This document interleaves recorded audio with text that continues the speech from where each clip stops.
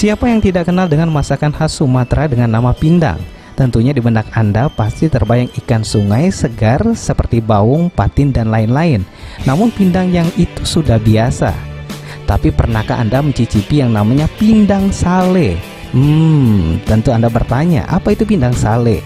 Pindang sale adalah salah satu masakan khas Musi Banyuasin yang berasal dari ikan segar yang ditangkap di sungai di wilayah Muba untuk diawetkan dengan cara pengasapan seperti ikan lias, baung, patin, dan lain-lain.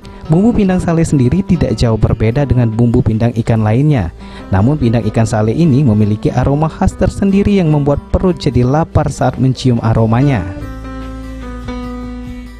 Kalau bahan mentahnya ya ada bawang merah, bawang putih, kasih jahe, kunyit, sama lengkuas, kasih cabai merah. Sudah itu ditambah kalau bumbu untuk garamnya, gula merah sama asam jawa. Itu dihalusin. Ya, kalau bumbu yang tadi rempah-rempah dihalusin semua. Kemudian ikannya kita dapat dari mana, Bu? Ikannya kita beli di pasar.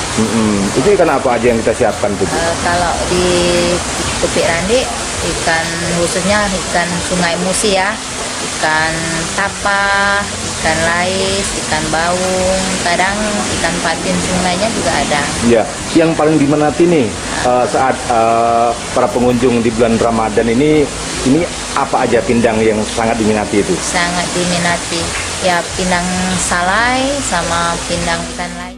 Nah, di kota Sekayu ada sebuah restoran yang menyediakan pindang sale untuk berbuka puasa yang bernama Retirap Kope Randik yang berada di Jalan Randik Kita, Sekayu, Musi Banyuasin. Tentunya banyak pengunjung baik masyarakat setempat maupun dari luar kota Sekayu yang datang untuk menikmati pindang ikan sale tersebut. Apakah Anda tertarik untuk mencicipi ikan sale tersebut? Ruzi Iskandar, PAL TV.